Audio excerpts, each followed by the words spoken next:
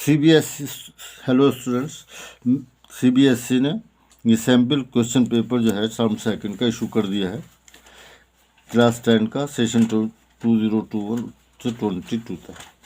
Time जो है आपको 2 घंटे दिया जाएगा और मैक्सिमम मार्क्स जो है वो 40 होंगे। टोटल नंबर ऑफ क्वेश्चन जो है 14 है, जिसमें 3 सेक्शन है, ए बी एंड सी। सारे क्वेश्चंस कंपलसरी है, लेकिन इंटरनल चॉइस है। जैसे सेक्शन ए में जो है 6 क्वेश्चन होंगे, लेकिन 2 इंटरनल चॉइस होंगे। हर क्वेश्चन 2 मार्क्स का होगा, टोटल मार्क्स 12 का होगा। सेक्शन बी जो है में 4 क्वेश्चन होंगे, 1 इंटरनल चॉइस होगी, हर क्वेश्चन 3 मार्क्स का है, तो 12 ही हो जाएंगे। सेक्शन सी में 4 क्वेश्चन होंगे, हर क्वेश्चन 4 मार्क्स का होगा, तो 4 × 4 16 हो गया, तो टोटल मिलाकर 40 मार्क्स का आपका पेपर हो जाएगा। इसमें जो है ये जो सी पार्ट है, इसमें 2 केस स्टडी क्वेश्चंस भी होंगे, ठीक है ना, और इंटरनल चॉइस तो 1 है। तो अब हम क्वेश्चन पेपर पर आते हैं, ठीक है। क्वेश्चन पेपर में जो पहला क्वेश्चन है, question number 1,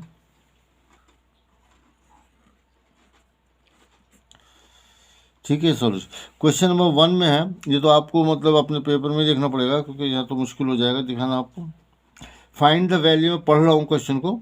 find the value of ए, हमें वैल्यू मालूम करनी है, a⁻25 माइनस a⁻15, ठीक है, फॉर द एपी। एक एपी है जिसमें 25 टर्म का और 15 टर्म का डिफरेंस जो है मालूम करना है आपको। और एपी जो इन्होंने दे रखी है वो ये है 6, 9, 12, 15, ठीक है, सोन। ये इस तरह से इन्होंने दे रखा है। तो आपको मालूम करना है क्या, A20। तो सीधी सी बात यह है कि A25 मालूम कर लो और A15 मालूम कर लो। उससे पहले मैं लिख देता हूँ कि फर्स्ट टर्म कितनी है, 6 है। D कितना है,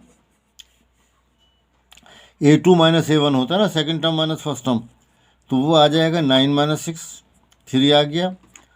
और जो है हमें मालूम क्या करना है, पहले केस में N25 है और दूसरे केस में, तो पहले मैं निकालता हूँ A25। ये याद रखिए, ये N की वैल्यू होती है, ये जो है ना इसके साथ छोटा सा, ये N की वैल्यू होती है। तो फार्मूला लिख लेते हैं पहले, AN = A + N - 1 × D, सही है। This is equal to, A कितना हमने लिखा है 6 प्लस N कितना, ये मैंने आपको बताया था 25 होता है ना, बल्कि आप ऐसा लिखिए ना, इसको भी छोड़ दीजिए, यहाँ लिखिए A25 = 6 प्लस N कितना है 25 - 1 और D कितना है 3।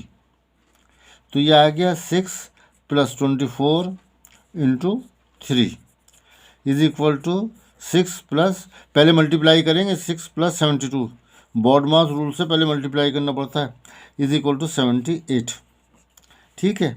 इसी तरह से हम A15 मालूम करते हैं। तो N यहाँ कितना होगा, ये छोटा नंबर 15, 6 + 15 - 1 और ये D कितना है 3 = 6 + 14 × 3 = 6 + 42, 14 × 42 होता, 14 × 42, ये आ गया आपके पास 48। अब दोनों का डिफरेंस मालूम करना है, डिफरेंस मालूम कर लो। नाउ A25 - A15 = 78 - 48 = 0 आ गया और 7 - 4 3 आ गया। तो ये आपका आंसर आ गया। इसमें इंटरनल चॉइस है। इंटरनल चॉइस ये है, इफ 7, ए बी का ही क्वेश्चन है, if 7 times the 7th term, यानी 7 टाइम्स द 7th टर्म, ये आ गई, ये A7 जो है 7 टर्म शो कर रहा, of the AP = the 5 times the 5 times the 5th term, ये दिया हुआ है आपको। Then find the value of its 12th term, आपको A12 बताना है कितना होगा, ठीक है। 7 times the 7th term = 5 times the 5th term. तो सीधा सीधा इनकी वैल्यू रख लेते हैं, फार्मूला ये जहन में रखिए। 7 तो ये आ गया इंटू, इस फार्मूले को ध्यान में रखते हुए एक ए, अच्छा यहाँ पे सपोज कर लिए, लेट, हालांकि ज़रूरत नहीं है क्योंकि स्टैंडर्ड टर्म है, let A be the first term, ये स्टैंडर्ड टर्म है, अगर ना भी सपोज करें तो कोई बात नहीं है। And D with the common difference, हम हमेशा ही डी को कॉमन डिफरेंस लेते हैं और ए को फर्स्ट टर्म लेते हैं, तो इसमें कोई प्रॉब्लम नहीं थी, मैंने लिख दिया है फिर भी। तो ए प्लस, ये ब्रैकेट बड़ा बना लीजिए, 7 - 1, एन ये आ गया, 1 ये आ गया, और ये common difference, this is equal to 5 A plus 5 - 1 और ये डी, ठीक है, is equal to 7 bracket A plus 60, ठीक है, is equal to 5 A plus 4D, 4 में से 1 गया 5, ये आ गया, ठीक है, कोई प्रॉब्लम ये नहीं होना चाहिए। सॉल्व कर रहे हैं हम। 7A plus 42D is equal to 5A plus 20D। इसको मैं लिख लेता हूँ इस तरह से, 7A - 5A plus 42D minus 20D, सबको इधर ले आया लेफ्ट हैंड साइड पर साइन चेंज करने के बाद, और यहाँ से आपके पास आ जाएगा, अगर आप देखें इसे तो ये 2A आ गया, 7A - 5 2A आ गया, प्लस इसे माइनस करेंगे, 42 में से 22 माइनस करेंगे, 20 माइनस करेंगे तो 22D आ जाएगा। यहाँ पर आप देखें कि हर टर्म जो है 2 से डिवाइड हो रही है, तो इसे डिवाइड कर देते हैं, ये A प्लस 11D। ये चीज़ें लिखने की ज़रूरत नहीं है, ये तो आम से रूल्स हैं कि भाई हर टर्म 2 से डिवाइड हो रही है, डिवाइड कर दिया हमने, कोई लिखना ज़रूरी नहीं कि डिवाइडिंग ईच टर्म बाई 2। अब देखिए यहाँ पर हमने नोट किया था कि जो भी टर्म निकालनी होती है तो n-12 निकालनी है तो 12 - 1, 15 निकालनी है तो 15, एक कम हो जाती है ना। यहाँ पे भी देखिए 7 निकाली तो 6D आ गया था, 5वीं निकाल 4D आ गया, तो इसको हम ये नज़र हम लिख देते हैं A प्लस, ये 11 को ऐसे लिख देते हैं 12 - 1, 11 हो गया ना, 12 - 1 D इज इक्वल टू 0। तो और इससे हमें मालूम आ गया A plus n - 1 into D is equal to 0 कि A12 जो है वो 0 हो गया। ये हमारा आंसर आ गया, ठीक है। ये क्वेश्चन नंबर 1 हो गया, इंटरनल चॉइस थी इसमें, ये हमने कर लिया। क्वेश्चन नंबर 2 पर आइए आप। क्वेश्चन नंबर 2 में क्या कह रहे हैं ये? क्वेश्चन नंबर 2 में कहते हैं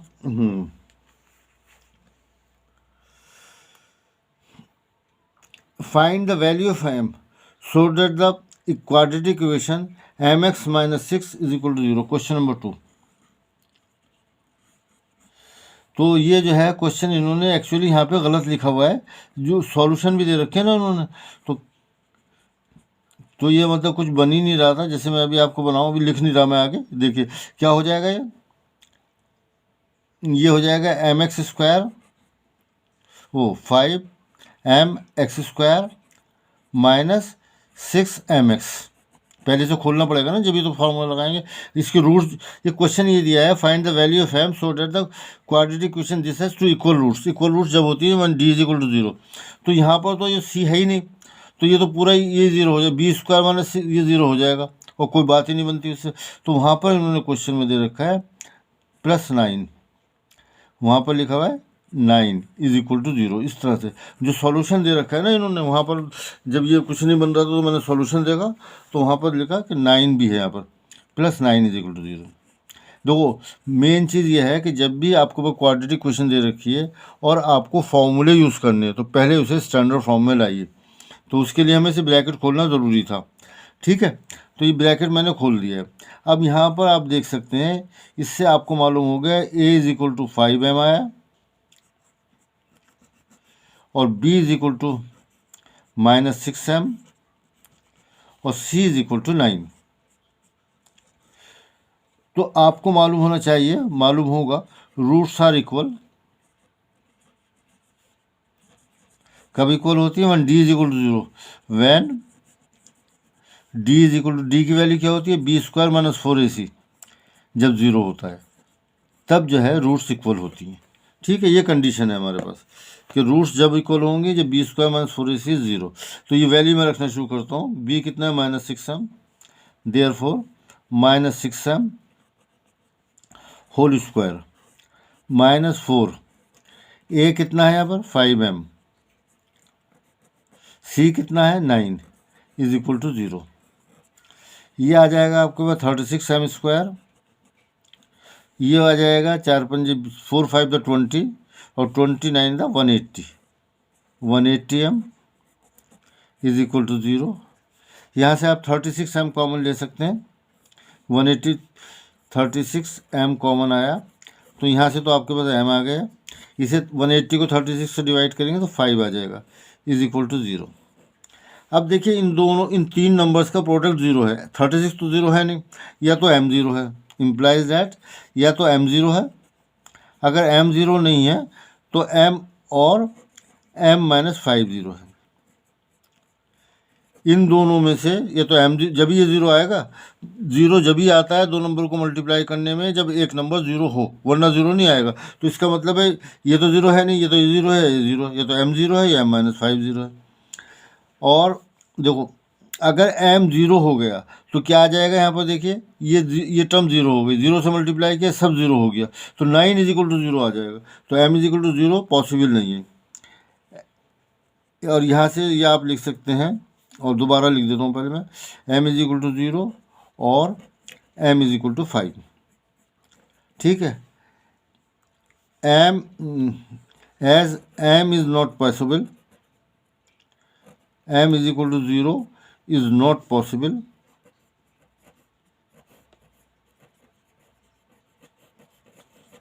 therefore m is equal to 5।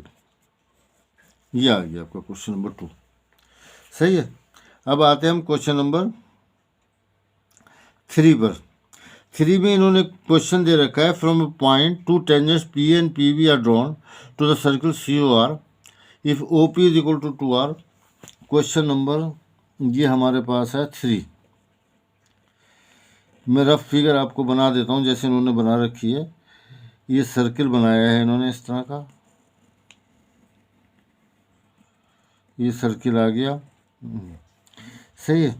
यहाँ से दो टेंजेंट ड्रॉ की, ये सेंटर है इसका, यहाँ से ये दो टेंजेंट्स इन्होंने ड्रॉ किए हैं और इसे ज्वाइन भी कर रखा है। फिगर में ज्वाइन हुआ है तो मैं ज्वाइन कर रहा हूँ। ये ए, और इधर से भी नीचे भी इन्होंने ज्वाइन कर रहा है, P A is equal to P, ये जो है ये ज्वाइन किया हुआ है यहाँ पर। यहाँ इन्होंने लिख रखा है ए और यहाँ लिखा हुआ है बी। ठीक है, और उसके बाद ये ओ लिखा है, ओ को जो है इसको इस यहाँ ज्वाइन भी कर रखा है इस फिगर के अंदर। ये कहते हैं कि ये 2r है और ये तो रेडियस है r। ठीक है, तो ये फिगर है हमारे पास, ये मैंने आपको बना दी है। अब मैं पढ़ देता हूँ। फ्रॉम अ पॉइंट P, ये पॉइंट P है, two tangents are drawn from a point P, two tangents P and P and P two tangents are drawn to a circle COR दे रखा है। सर्किल का नाम दिया है इस तरह से COR। ये मैं इसलिए लिख रहा हूँ कि कुछ आपको बता दूंगा, ऐसे मालूम होगा शायद आपको। ओ इसका सेंटर है सर्किल का, आर इसका रेडियस है। जब इस तरह से लिखा होता है तो सर्किल का नाम ऐसे लिखते हैं, O centre R radius. And O P is equal to 2r, वो यहाँ पे लिखा हुआ भी है, ये आर है। ओ पी इज इक्वल, ये 2r है। Then find the angle A P B, ये एंगल आपको बताना है। A P B, what type of triangle is A P B, किस टाइप की ट्रायंगल ए पी बी है। तो मैं ऐसा करता हूँ क्योंकि ट्रायंगल बताना है तो ज्वाइन भी, अच्छा ये भी इन्होंने भी ज्वाइन कर रखा है, सॉरी मैं ज्वाइन करना रह गया था। तो हमें ये बताना है ए पी बी किस टाइप की ट्रायंगल है। तो जब हम सॉल्यूशन पे आ रहे हैं तो देखिए एक बात ये देखें कि ये एंगल 90 को होगा, because tangent and radius at the point of contact are perpendicular as tangent AP and OA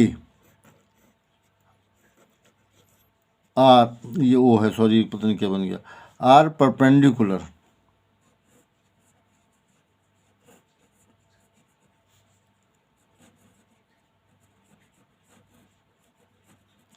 are tangent A P, ये क्यों परपेंडिकुलर है? क्योंकि टेंजेंट और रेडियस जो है एक दूसरे परपेंडिकुलर होते हैं, are perpendicular, therefore angle O A P is equal to 90 degree.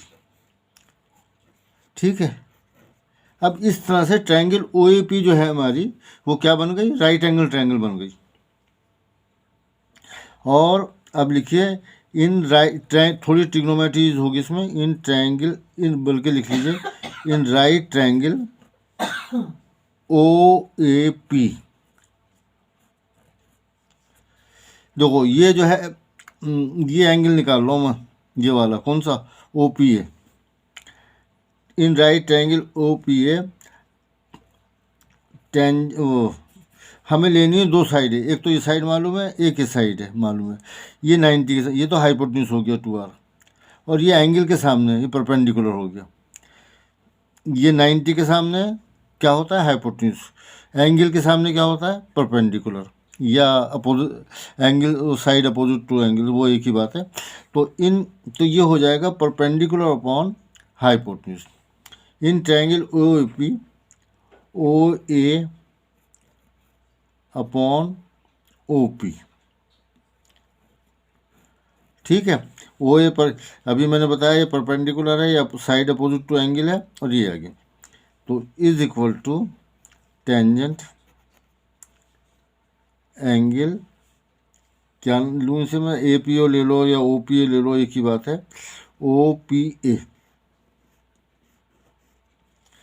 O A upon ओ ए कितना है? ये आर है, ये कितना है? ये 2r है, is equal to tangent, sorry क्या लिख दिया, परपेंडिकुलर भाई साइन होता है ना, गलत हो गया था। साइन, साइन कौन सा था? एंगल ओ पी है,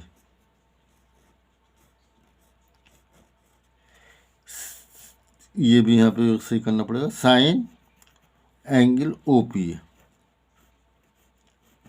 ठीक है, ये कैंसिल होके तो इस तरह से sine angle O P A is equal to 1/2। अब आपको याद होना चाहिए कि साइन 1/2 कब होता है? साइन 1/2 होता है साइन 30 पर, है ना। तो therefore angle O P A is equal to 30 degree. सही है, ये जो एंगल है 30 का हो गया। ये एंगल जो है OP जो है इस एंगल को APB को डिवाइड करता है, तो ये पूरा एंगल 60 का हो जाएगा। लिख देता हूं मैं, एस OP, ये लाइन जो है ना, इस एंगल, ये जहाँ से टेंजेंट ड्रॉ किए गए और सेंटर को मिलाने वाली लाइन, इस एंगल जो है इस एंगल को डिवाइड करती है दो हिस्सों में। OP divides the angle APB, बल्कि बाइसेक्ट लिख दीजिए, वरना फिर पूरा बाइसेक्ट्स, वरना पूरा जो और बड़ा करना पड़ेगा। Bisect the angle APB, therefore angle क्या आ गया आपके पास? APB is equal to angle APB is equal to 2 × 30, divide करती है तो आधा हो जाएगा, ये हो गया 60 डिग्री। ये आ गया APB जो है कितने का आ गया? 60 डिग्री का। अब ये जो है हमारे पास, इस हमें मालूम क्या करना था? APB मालूम करना था, तो बस तो फिर APB आ गया हमारे पास। APB इज इक्वल टू, अच्छा नहीं, ये बताना है कि ट्रायंगल, एक तो ये मालूम हो गया आपके पास, फाइंड APB। AP जो है हमारा, APB जो है 60 डिग्री का आ गया। अब देखो दूसरा पेज हमें लेना पड़ेगा,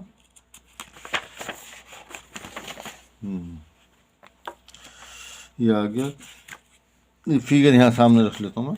ये जो है देखिए ए पी बी 60 का आ गया। अब देखो ये रेडियस जो टेंजेंट जो है ए पी और पी बी बराबर होंगे, क्योंकि tangent drawn from point to the external points are equal. ये क्वेश्चन नंबर 2-3 चल रहा है। As tangents drawn from an external point equal होते हैं ना, थ्योरम भी है आपके पास। अच्छा ये ध्यान, इसमें कोई नो थ्योरम नहीं दी सैम्पल पेपर में। As tangent drawn from an external point are equal, therefore, बल्कि लिखिए so P A is equal to P B. और जब किसी ट्रायंगल में दो ये एंगल पी ए जो है पी बी के बराबर हो गया, क्योंकि टेंजेंट की लेंथ बराबर है। तो किसी ट्रायंगल में अगर दो साइडें बराबर हों तो दोनों एंगल भी बराबर हो जाते हैं, इसलिए angle P A B is equal to angle P B A. This implies angle P A B is equal to angle P B A. ठीक है, एंगल पी बी ए सही है। अब लिखिए नाउ एक ट्रायंगल्स में यहाँ लिख दीजिए angles opposite to equal sides. अगर साइडें बराबर हो तो उनके angles opposite to equal sides, तो एंगल भी बराबर होते हैं ना, ये थ्योरम। तो P A B is equal to P B A. Now in triangle A P B, ये तीनों एंगल का सम कितना होगा 180।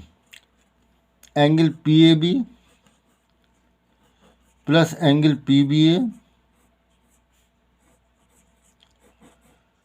Plus angle A P B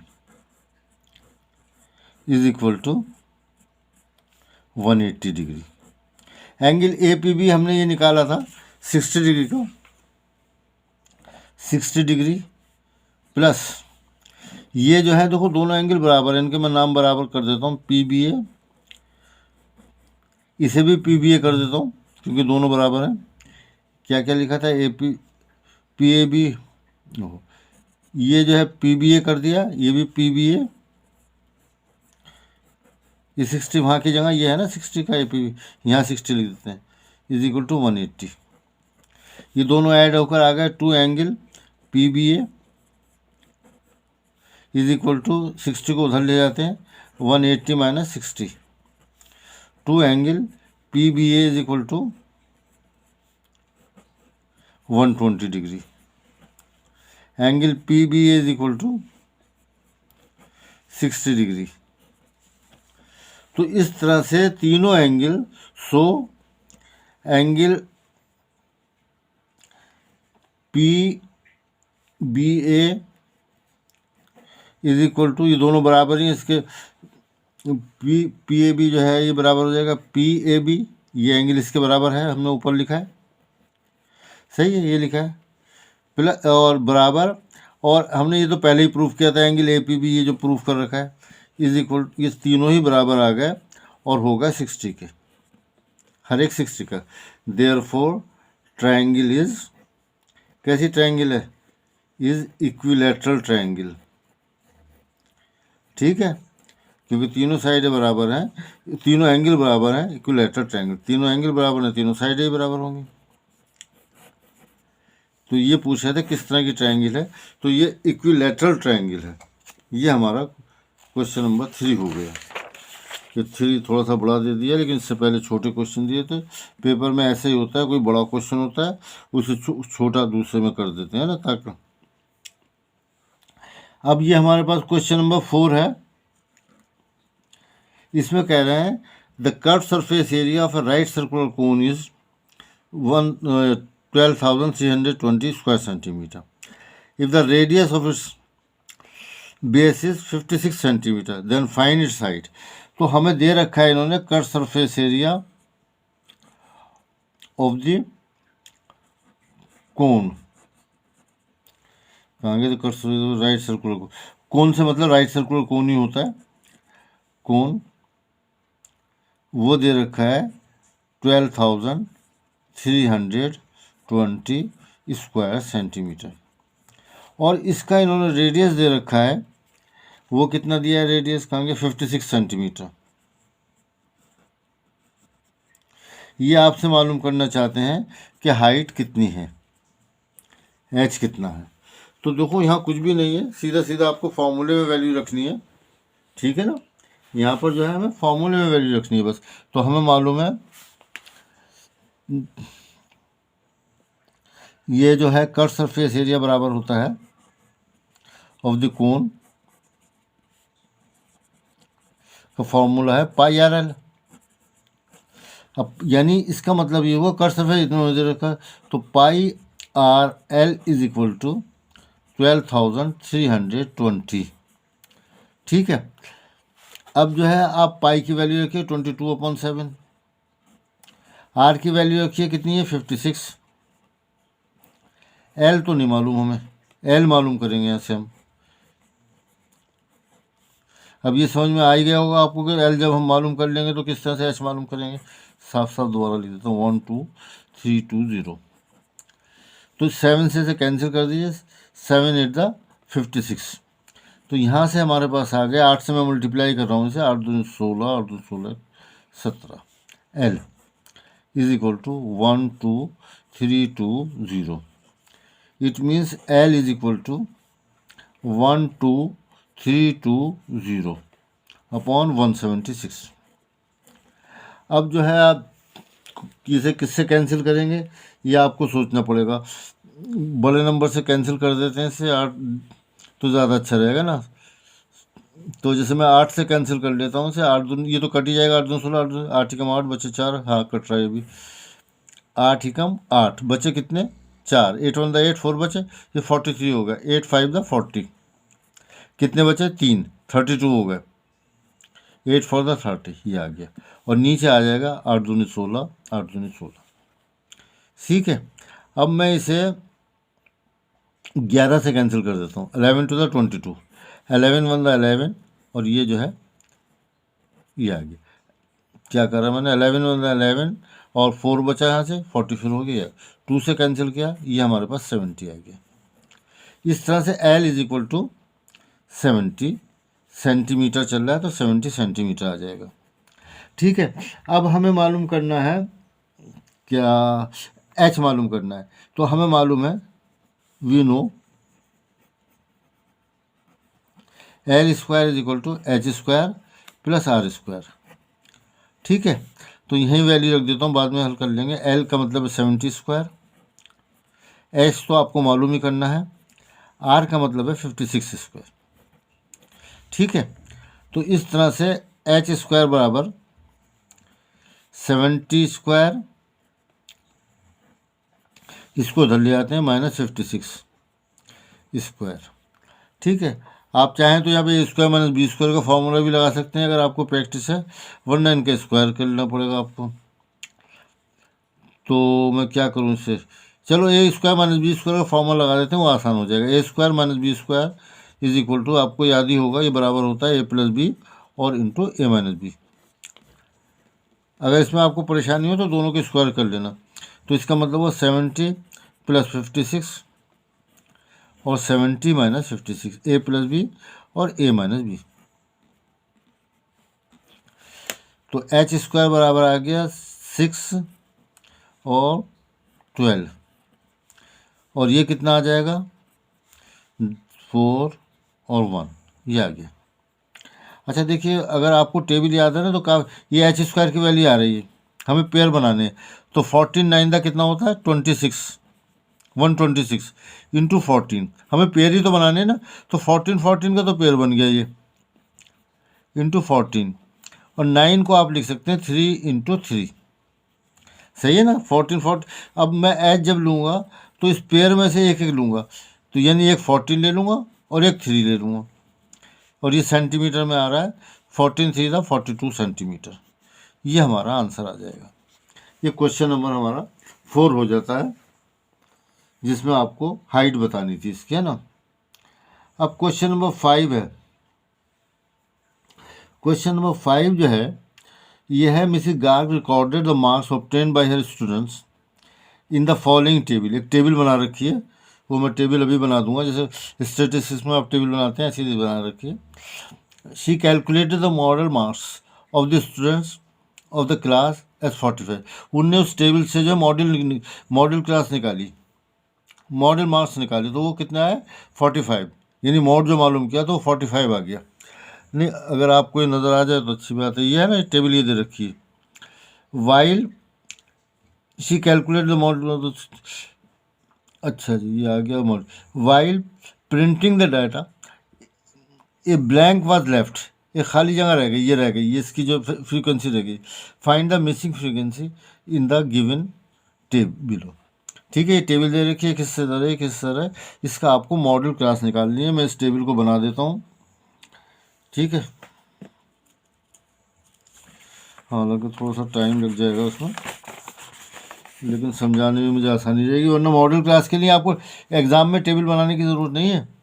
यहाँ तो मैं इसलिए बना रहा हूँ कि आपको नज़र, और अगर आपको देख मेरे ख्याल से धुंधला ही नज़र आ रहा होगा तो मैं इसे बना ही लेता हूँ इस टेबल को। जो टेबल है क्वेश्चन नंबर है हमारा ये 5 शायद है ना, क्वेश्चन नंबर 5। क्वेश्चन नंबर 5 में जो टेबल बना रखी है इन्होंने,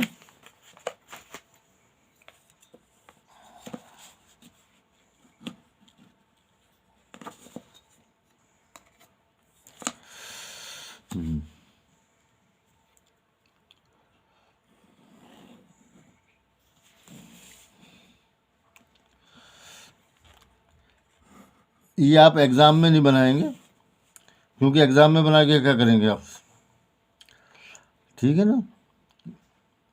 इसमें मॉडल, जब मॉड निकालते हैं तो उसमें टेबल की ज़रूरत नहीं पड़ती। हालांकि उसमें ज़रूरत पड़ती है मीन में, मीन और मीडियन में। कितनी क्लासेस हैं, 0 से 20। नहीं, पहले लिखा है इन्होंने मार्क्स ऑब्टेन्ड, एक लाइन बीच में और खींच ही दूँ मैं।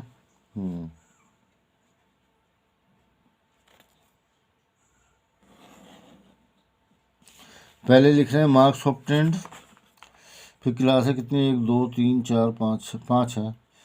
अच्छा, मार्क्स ऑब्टेन्ड,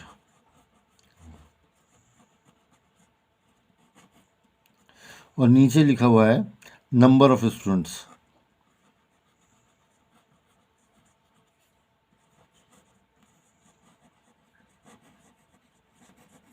ये दिया हुआ है। अब 5 वो दे रखे हैं तो 5 निशान बना लेता हूँ। 1, ये 2 आ गए, अच्छा यहाँ तक ले लो। 1 और आगे प्रोड्यूस करना पड़ेगा हमें, 2। अच्छा, इसमें टाइम लग रहा है तो मैं सीधा सीधा इसको ऐसे ही ड्रॉ कर देता हूँ।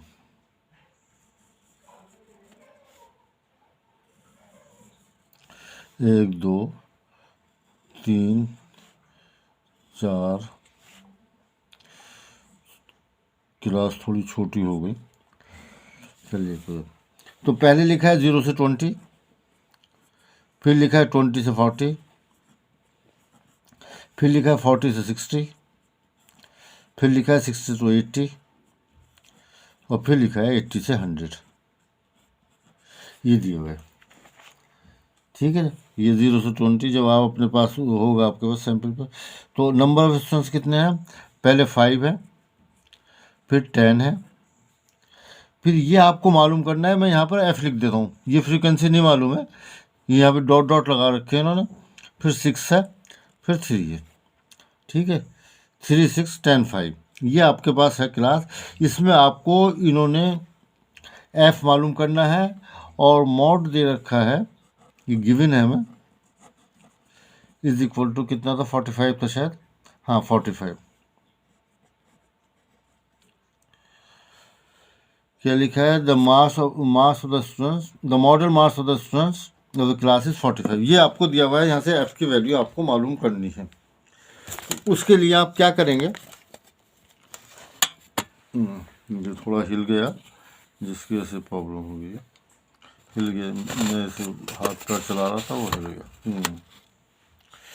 इसमें जो है आपको देखो मॉडल क्लास के लिए आपको ध्यान होगा, हम क्या करते हैं, पहले तो हम निकालते हैं कि मॉडल क्लास कौन सी है। मॉडल क्लास कौन सी होती है, जैसे अगर आपको भाई एफ बी दिया हो तो देखते हैं इसकी सबसे ज़्यादा फ्रीक्वेंसी। अब आपको मॉड यूनिट 45 दे रखा है, तो 45 कहाँ पर होगा, यहाँ होगा, ठीक है ना। मॉड जो है इस क्लास में होगा 40 to 60। तो आप लिखेंगे सॉल्यूशन, क्योंकि यहाँ पे ऑलरेडी मॉड दे रखा है तो हमें मालूम है 40 और 60 के बीच में है, ठीक है ना। वरना आम क्वेश्चन में जहाँ पे ये भी दिया हो तो देखते हैं किसकी फ्रीक्वेंसी सबसे ज़्यादा हो है। तो ये आप लिखें पहले, सबसे पहले ये बहुत ज़रूरी होता है, मीन निकाल लो और मीडियन निकाल लो कि आप मीडियन क्लास या मॉडल क्लास निकालें। इज इक्वल टू ये 45 है तो इस क्लास में होगा इज 40 to 60। यहाँ लिख देता हूँ एज 45 लाइज इन 40 to 60, इस वजह से मॉडल क्लास है। अब मैं ऐसा करता हूँ कि फार्मूला पहले लिख दूँ, आपको भी याद होगा। मैं मॉड का फार्मूला लिख देता हूँ, नहीं याद है तो इसे याद कीजिए, मीन मीडियन मॉड के सबके फार्मूले, वो फॉर्म फिर समझा दूंगा क्या क्या चीज़ें हैं। एल ये आ गया, यहाँ ब्रैकेट बना लीजिए, F1 माइनस F0 अपॉन यहाँ पर 2F1 आता है और ये दोनों माइनस हो जाते हैं, F0 माइनस F2 दोनों, और इंटू H, ये फॉर्मूला है हमारे पास। अब इसमें क्या क्या चीज़ें हैं, L तो है lower limit of the modal class, यानी कि L जो है यहाँ पर 40 होगा, जो मॉडल क्लास है उसके आप लोअर लिमिट लिखेंगे। तो मैं लिखता चलता हूँ L is equal to 40, lower limit of the modal class. F1 क्या है, F1 जो है फ्रीक्वेंसी है मॉडल क्लास की। तो मॉडल क्लास हमारी कौन सी है, ये वाली है, इसकी फ्रीक्वेंसी कितनी है F, ये तो खुद ही F दे रखी है ना। उसके बाद F0 क्या है, F0 होता है जो मॉडल क्लास है उससे पहले की फ्रीक्वेंसी, जो कि यहाँ पर आप देख सकते हैं 10। F1 क्या होता है, वो F0 क्या होता है, पिछली फ्रीक्वेंसी है ना, और F2 क्या होता है, बाद वाली फ्रीक्वेंसी 6। ये इसकी, ये मॉडल क्लास है, इसके बाद की फ्रीक्वेंसी। एक बार मैं रिपीट कर देता हूँ, L जो है पहले तो आपको मॉडल क्लास निकालनी पड़ेगी, यानी यहाँ पर 45 दिया हुआ है तो देखेंगे 45 कहाँ होगा, इन दोनों के बीच में होगा, वो ये आ गया। ये जो है आपकी ये क्लास जो है 40 to 60 ये मॉडल क्लास कहलाएगी। L जो है इसकी लोअर लिमिट, F1 जो है ये फ्रीक्वेंसी है मॉडल क्लास की, ठीक है, वो हमें मालूम नहीं, वो F ही लिख दिया मैंने। F0 जो है ये मॉडल क्लास जो है इससे पहले की फ्रीक्वेंसी, और F2 जो है इसके बाद की फ्रीक्वेंसी, 6 आ गया। ये सब जो है हम फॉर्मूले में रख देंगे। तो मॉड इज इक्वल टू, जो कि हमें दिया हुआ इस फॉर्मूले में रख रहा हूँ, जो कि हमें ऑलरेडी दे रखा है 45, L हमें मालूम है 40 प्लस ये ब्रैकेट भी बना लेते हैं, F1 कितना है वो मालूम ही नहीं हमें कितना है, ठीक है, F ही लिख दिया, F दिया हुआ है हमें। F0 10 है, उससे पहले की फ्रीक्वेंसी निकालनी है, अपॉन 2F1, तो वही है F ही है तो यही रहेगा, माइनस F0 कितना है 10 और F2 कितना है 6, इंटू H, यहाँ H रह गया। H का मतलब होता है कि इसकी विड्थ, यानी इन दोनों को माइनस करके निकालेंगे, इज इक्वल टू 60 माइनस 40। जो मॉडल क्लास है उसका डिफरेंस ऐसे मालूम कर लीजिए, तो यानी इसका साइज ये आ जाएगा, ये विड्थ आ जाएगी, तो ये आ गया 20। सही है। इसे सॉल्व करने के लिए मैं ऐसा करता हूँ, पहले 45 माइनस 40 कर लेता हूँ, ठीक है, ये 40 इधर ले गया। अब ये दोनों लिखूँ क्या, चलो लिख देता हूँ, F माइनस 10, या आप चाहें तो नहीं लिखें, क्योंकि अगर ओरली अगर आप कर सकते हैं, माइनस 16 इंटू 20, इसको कह रहा था मैं, इस 20 को इधर हम सीधा ले जा सकते थे, अब ले जाऊंगा मैं 5, ये आ गया, और 20 को मैं इधर नीचे ला रहा हूँ, है ना, ये मैं यहाँ पर भी कर सकता था, ये आपकी वजह से लिख दिया, is equal to F minus 10 2F minus 16, सही है। अब यहाँ से आपके पास आ रहा है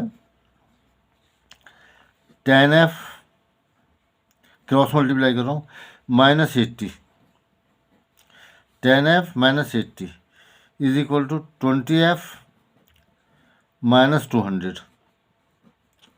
सही है। यहाँ से आप सॉल्व करें इसे, ये आ गया tan f -20f is equal to, ये tan f ये माइनस हो गया, ये -200 आया और ये 80 इधर आने के बाद प्लस हो गया। तो इधर से आपके पास आ गया -tan f is equal to -120। ठीक है, इज इक्वल टू, माइनस से माइनस कैंसिल हो गया, f is equal to 120/10 is equal to 12। ठीक है, ये हमारे पास f इज इक्वल टू 12 आ गया। ये हमें बताना था कि ये कितना है। तो आंसर हमारा आ गया, आंसर क्या आया हमारा, f इज इक्वल टू 12। सही है, ये क्वेश्चन नंबर 5 हो गया। अब आते हैं हम क्वेश्चन नंबर 6 पर। क्वेश्चन नंबर 6, अच्छा ये आ गया आपके पास। हाँ, क्वेश्चन नंबर 6 में ये कह रहे हैं, if Ritu were younger by 5 years, अगर रीतू 5 साल छोटी होती, then what she really is, जो एक्चुअली अब है उसकी उम्र अब 5 साल कम होती, then the square of her age, जो उसकी उम्र है उसका square would have been 11 more than 5 times her present age, जो उसकी प्रेजेंट एज है उससे क्या होता है, स्क्वायर से 5 ज़्यादा होती।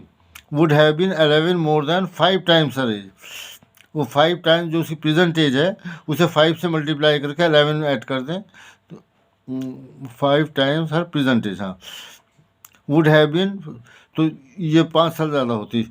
What is her present age, मैं लिखता चलता हूँ, क्वेश्चन भी समझाता चलता हूँ जरा। इन्होंने वो क्वेश्चन नंबर 6 है,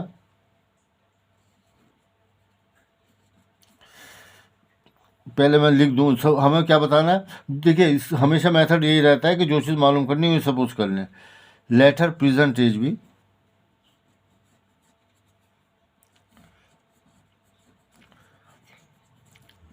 लेट हर प्रेजेंट एज भी कितना, एक्स से सपोज कर लेते हैं। ठीक है, अब 5 साल छोटी होती तब उसकी उम्र कितनी होती,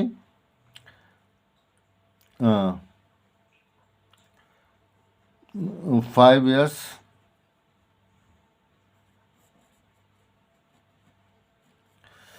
5 ईयर्स, 5 ईयर्स क्या लिखा जाए, पूरे लिखना पड़ेगा। If she were younger by 5 years, yes, her age would be, कितना होगा, 5 साल कम होगी। तो 5 जो उसकी उम्र अब है उसमें से 5 कम कर देते हैं, x-5 ईयर्स होगी। अब यहाँ से पढ़ते हैं दोबारा, वो थोड़ा सा वहाँ पर वुड हैव बीन, ये कह रहे हैं अगर वो 5, then the square of her age, यानी x-5 का स्क्वायर, ये जो 5 साल कम वाली है इसका square, then the square of his age would have been 11 more than 5 times her present age, उसकी प्रेजेंट एज कितनी है 5, वो x, तो 5 गुना 5 टाइम्स इसका से भी 11 ज़्यादा होती, ये कह रहे हैं। ठीक है, जो उसकी उम्र 5 साल पहले, वो 5 साल अगर वो छोटी होती है यानी x-5 होती, तो जो उसकी प्रेजेंट है उसका 5 टाइम से 11 वो जो है ज़्यादा होती।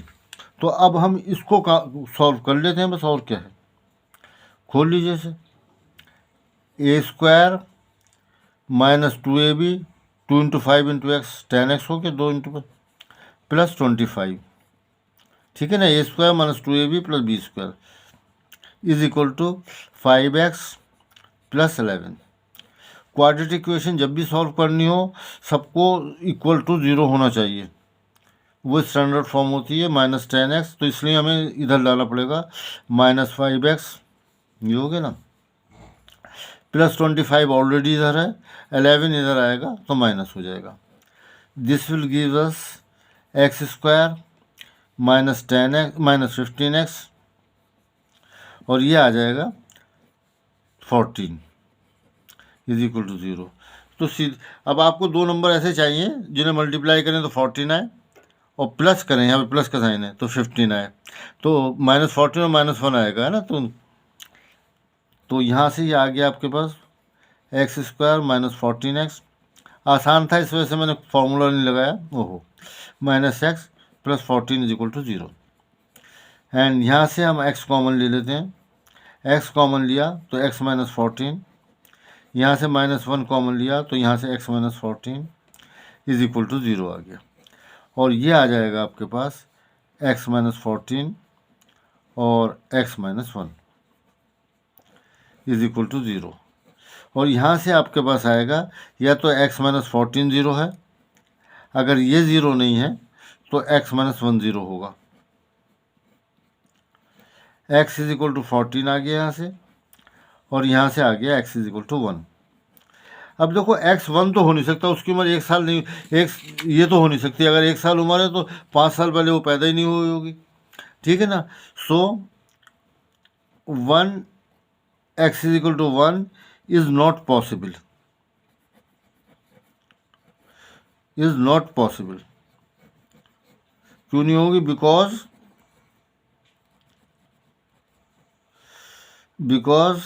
देन ये जो है आपके पास x -5 इज इक्वल टू -4, क्योंकि x या 1 लिख दिया ना हमने, तो 1 -4, ठीक है ना। तो age can not be negative.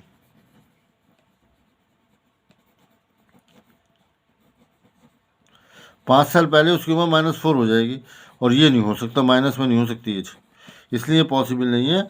Our answer is she is, क्या है, कितने साल की है वो?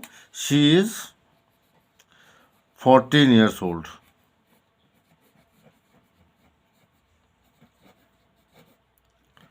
ठीक है, तो ये 14 साल की वो होगी। उसके बाद इन्होंने एक इसमें इंटरनल चॉइस दे रखी है आपको। इंटरनल चॉइस जो है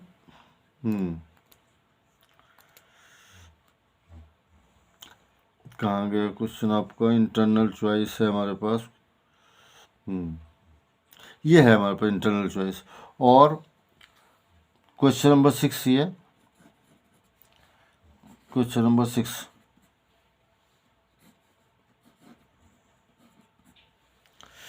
इसमें आप आ जाइए, यहाँ पर दे रखा है इन्होंने सॉल्व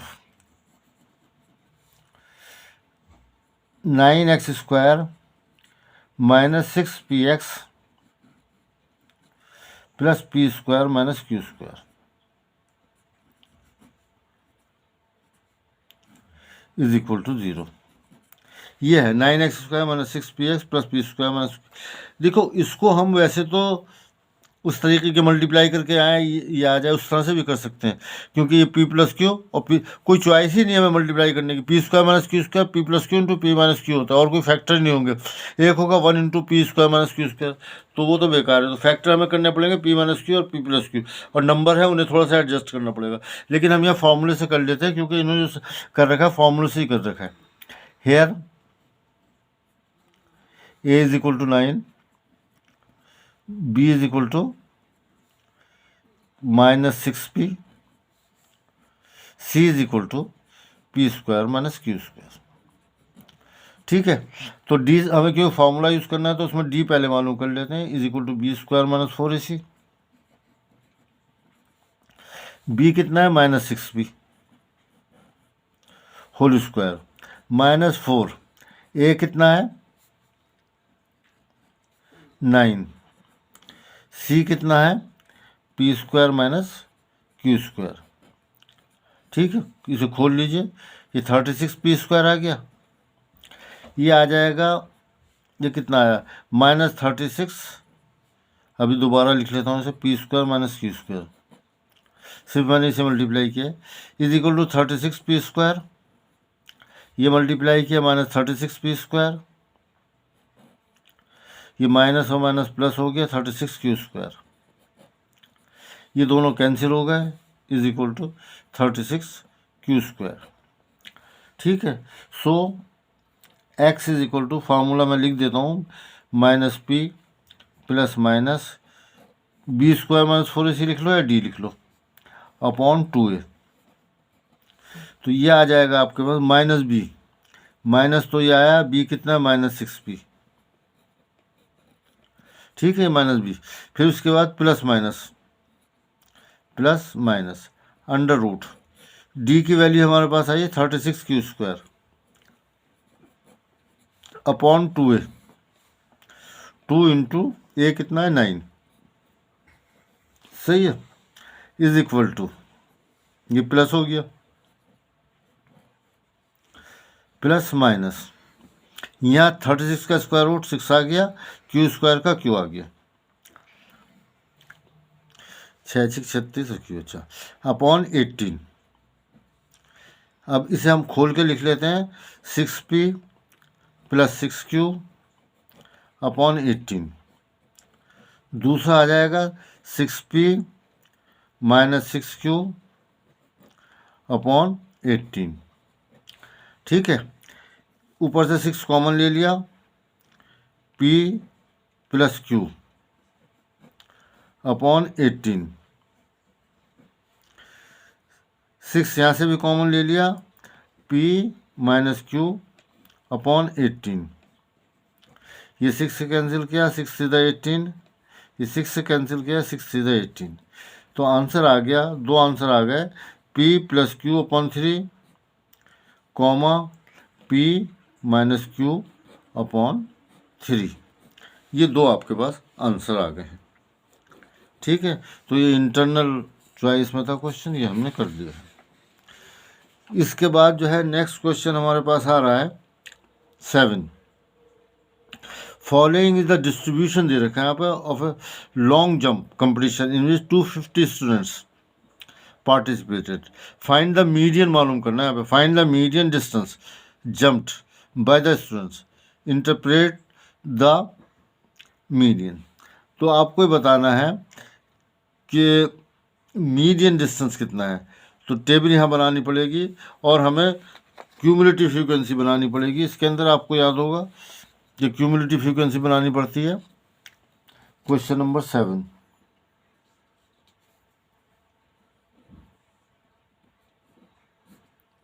ठीक है, क्वेश्चन नंबर 7 जो है, पहले टेबल बना लूँगा।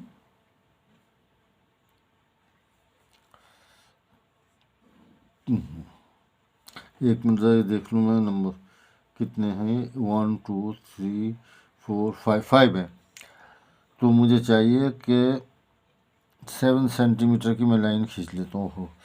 चलो, तो सेंटीमीटर में आ रहा है, तो मीटर में लेता हूँ, ये ले ली 15।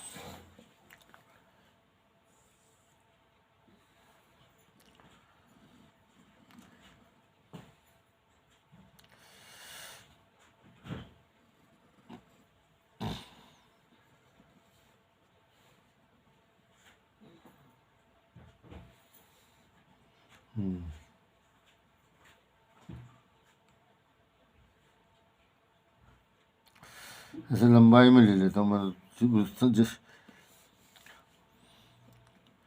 वो एक्चुअली इन्होंने जो है ना, जो सॉल्व कर रखा है, वो चौड़ाई में कर रखा था, तो मैंने सोचा था मैं भी वैसे ही कर लूँ, लेकिन आप लोगों को इसकी ज़्यादा आदत होगी। ये आ जाएगा आपके पास डिस्टेंस, यहाँ पे आ जाएगा नंबर ऑफ स्टूडेंट्स यानी कि f, और ये आ जाएगी आपका क्यूमुलेटिव फ्रीक्वेंसी जो कि चाहिए होती है आपको, है ना।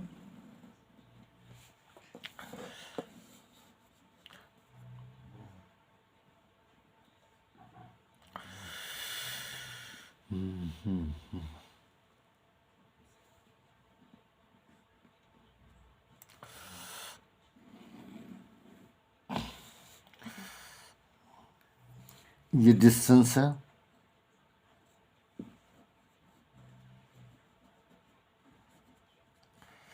ये जो लिखा है वो मैं लिख रहा हूँ इन मीटर, और यहाँ पर जो है नंबर ऑफ स्टूडेंट्स, इसे मैं सीधा फ्रीक्वेंसी लिख देता हूँ, है ना, फ्रीक्वेंसी में हमें ज़्यादा आसानी रहेगी। उसके बाद यहाँ पे हमें चाहिए क्यूमुलेटिव फ्रीक्वेंसी। ठीक है, मीडियन के लिए क्यूमुलेटिव फ्रीक्वेंसी बनानी पड़ती है। अब क्लासेस लिए नो डिस्टेंस 0 to 1, 1 से 2, यानी जितने उन्होंने जंप लगाया है। ऐसे स्टूडेंट जिसने 1 से कम भी लगाया और ऐसे भी हैं जो इन्होंने 1 से लेकर 2 के बीच में लगाया है, और 2 से 3 तक ये। फिर उसके बाद जो है हमारे पास 3 से 4 है, और उसके बाद 4 से 5 है। ये जो है जंप बच्चों ने लगाई है। इनकी तादाद कितनी है वो मैं भी लिख दूंगा। पहले जो है ये लाइन खींच दूँ। अब ऐसे ही मैं खींच देता हूँ हाथ से, स्केल न रख कर, उसमें टाइम लगेगा। ये आ गया। अब 0 से 1 तक जो बच्चों ने जिन्होंने वो है वो बच्चे हैं, नंबर ऑफ स्टूडेंट्स है 40, जिन्होंने 1 मीटर से कम जंप लगाई है। और 1 से लेकर 2 तक जिन बच्चों ने लगाई है जंप, वो हैं 80 बच्चे। और जिन्होंने 2 से 3 तक लगाई है वो हैं 62। और जिन्होंने 3 से 4 मीटर के बीच में लगाई है वो हैं 38। और जिन्होंने 4 से 5 तक लगाई है वो हैं 30। ठीक है, ये जो है हमारे पास है। अब हम इसकी जो है पहले इसमें क्यूमुलेटिव फ्रीक्वेंसी बनाई जाती है। क्यूमुलेटिव फ्रीक्वेंसी के लिए पहला तो ऐसे ही लिख देते हैं, फिर दूसरा जो है इसको इसमें ऐड करके लिखेंगे, तो ये आ जाएगा आपके पास, ये दोनों ऐड कर 120। 120 में ये 62 ऐड करेंगे तो 2 ऐसे आ गया, और ये आ गया 182। अब 182 में 38 ऐड करेंगे तो 8 और 2 10 होता है, 8 और 2 10, 1 and 3 4 and 12, और ये 220 आ गया। सही है। अब इसमें ये ऐड कर दीजिए तो ये हो जाएगा 250। तो ये टोटल नंबर ऑफ स्टूडेंट जो है 250 थे। इन्होंने बताया था शुरू में कि 250 बच्चों ने लिया, तो वो हमारे पास ये आ गया। अब जो है पहले मैं आपको फॉर्मूला लिख दूं ताकि आपको क्वेश्चन करने में आसानी हो। ठीक है ना, तो फॉर्मूला आपको याद होगा, क्या होता है formula? Median is equal two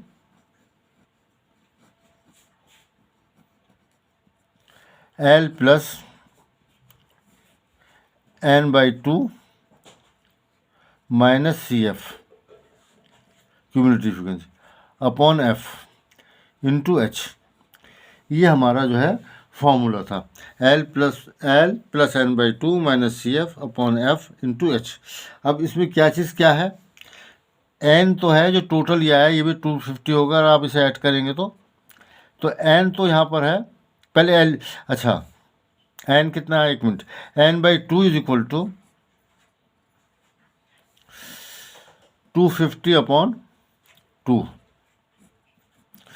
is equal to 125।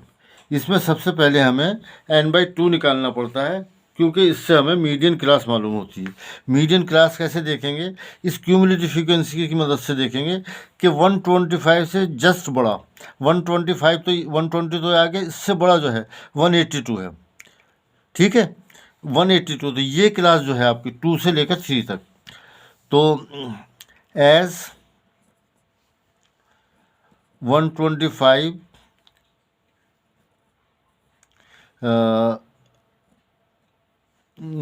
125, बल्कि यूँ लिख लीजिए 125, ये इसका मतलब हुआ कि 120 से बड़ा है, 120 जो है 125 से छोटा है, और 182 से छोटा है। Therefore median class is equal to, यानी सीधा से ये ना भी लिखें कोई ज़रूरी नहीं, बस ये मालूम होना चाहिए कि 125 कहाँ, किस, ये तो 120 छोटा है, इससे जो बड़ा है वो देखना होता है। ये मैंने लिख दिया है, ना लिखना चाहें तो ना लिखें, बस सिर्फ ये लिख दीजिए मीडियन क्लास इज देयरफॉर करके लिख देना, और कुछ लिखने की ज़रूरत ही नहीं। मीडियन क्लास जो है वो आपकी ये आ जाएगी,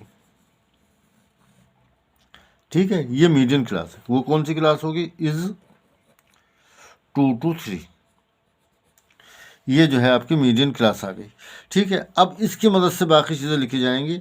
सबसे पहले एल लिखिए, एल जैसे वहाँ पर था मॉड में, इसी तरह से lower limit of the median class, जो कि यहाँ पर 2 है। n/2 ये आपने पहले निकाल लिया, 1/2। सी एफ जो है, ये देखिए क्यूमुलेटिव फ्रीक्वेंसी से पहले वाली जो क्लास है जो है वो देखना होगा, यानी 120, ठीक है। ये क्यूमुलेटिव फ्रीक्वेंसी जो है आपको किसकी देखनी है, इससे पहली वाली क्लास की। ये थी ना कि मीडियन क्लास ये थी, तो ये 120 लिखना पड़ेगा हमें, है ना। और उसके बाद क्या है, एफ जो है इसी की फ्रीक्वेंसी 62, मीडियन क्लास की फ्रीक्वेंसी। और एच क्या है, वही जो पहले डिफरेंस था, यहाँ पे कितनी क्लास है, 2, वो 3 - 2, ये डिफरेंस जो है ये आएगा। फिर देख लीजिए एल, पहले मीडियन क्लास निकालते हैं, उसके लिए n/2 निकालना पड़ता है। फिर n/2 से जो बड़ा नंबर है, और भी बहुत से नंबर है जो इससे जस्ट बड़ा है, वो ये वाला बड़ा है, ये मैंने लिख दिया। अगर आप चाहें तो इसे ना भी लिखें, कोई ज़रूरी नहीं है, सिर्फ आपको बताने के लिए मैंने लिख दिया है कि वो क्लास चाहिए जो 120 से बड़ी हो और 182 से छोटी हो। तो मीडियन ये किस में है, 100, ये वाली ये क्लास जो है मीडियन क्लास कहलाएगी। अब एल जो है इसकी लोअर लिमिट ये आ गया। सी एफ जो है जो क्यूमुलेटिव फ्रीक्वेंसी की क्लास आई है उससे पहले वाली 120। एफ जो है इसी क्लास की फ्रीक्वेंसी। एच जो है इन दोनों का डिफरेंस। अब ये यहाँ रख देंगे, therefore median is equal to,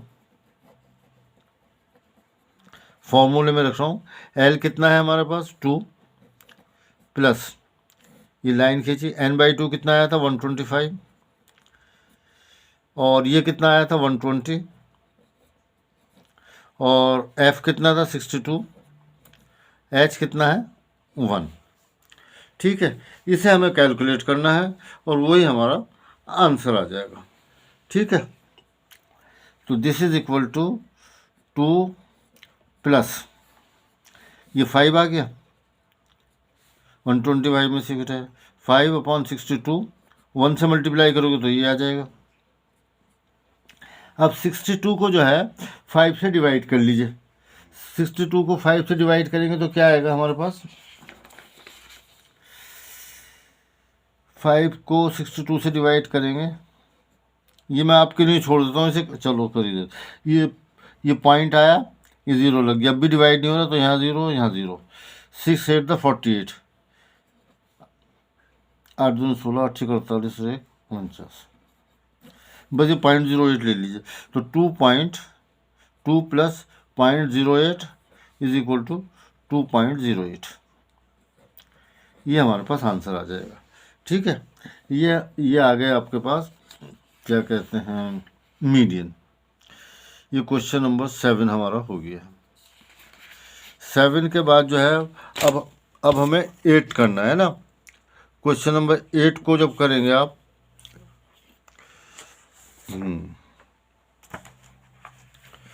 question number 8,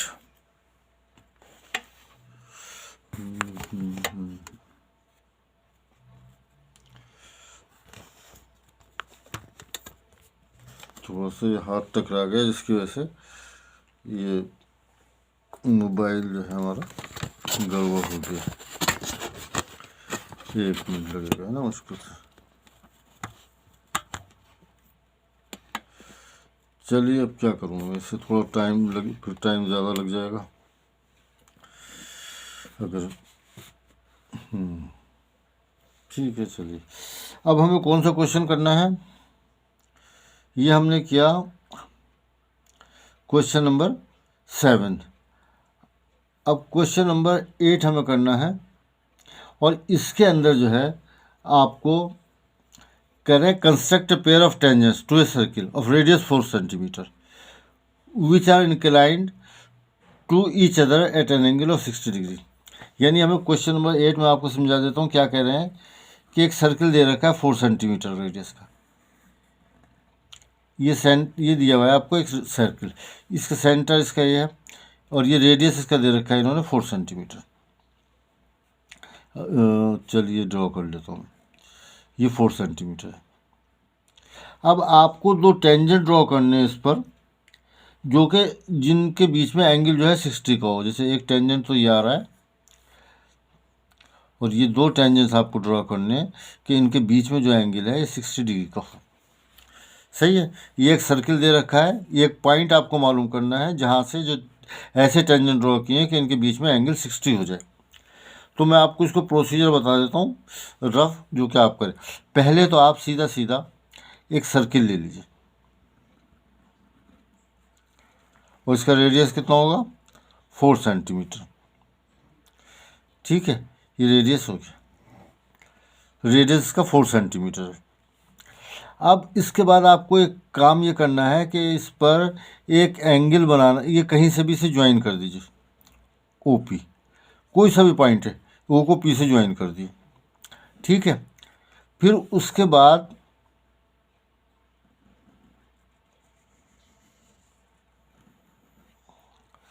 ये मैंने OP से ज्वाइन किया था।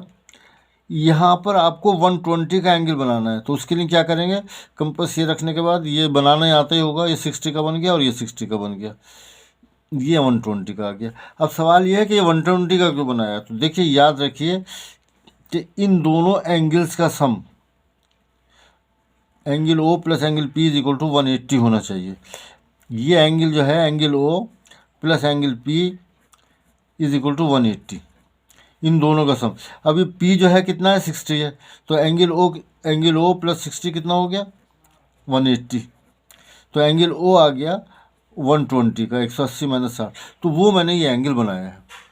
ठीक है ना। तो पहला क्या करा, सर्कल 4 सेंटीमीटर का बनाया, उसके बाद ये एक रेडियस खींच दिया है हमने, ये 4 सेंटीमीटर का है ना।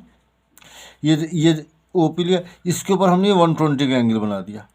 अब जो है आपको इन दोनों पॉइंट्स पर 90 का एंगल बनाना है। तो 90 का एंगल बनाने के लिए एक आर्क लगाएंगे, ये लगाया, ये लगाया, ये लगा दिया, ये आ गया, यहाँ कहीं काटेगा। ऐसे ही 90 का एंगल यहाँ भी बनाएंगे, 1 2 और ये आ गया, ये आ जाएगा। तो ये एंगल आप नाप के देखेंगे तो 60 आएगा। वजह उसकी ये है, ये कितने का एंगल है 90 का, तो ये टेंजेंट हो गया इस पर, रेडियस एंड टेंजेंट परपेंडिकुलर, ये भी टेंजेंट हो गया। तो 90 और 90 कितना हुआ, 90 और 90 180, और ये आपके पास 120 का ये बनाया मैंने, ये 120 का बनाया, 300 हो गया, खुद ब खुद 60 का बन जाएगा, या इन दोनों का सम जो है 180 होता है। तो ये इसका मेथड रहेगा। इस तरह से आप इसे कर लेंगे क्वेश्चन नंबर 8 को। अब मेरे ख्याल से थोड़ी वीडियो लंबी हो रही है, तो मैं आपको ये जो है आप इसे कर लीजिए, फिर ये दूसरी वीडियो जो है कल मैं दूसरी डाल दूंगा। इतने इसको ज़रा आप दोबारा रिवाइज कर लीजिए, इंपॉर्टेंट क्वेश्चन है। ठीक है, थैंक यू वेरी मच।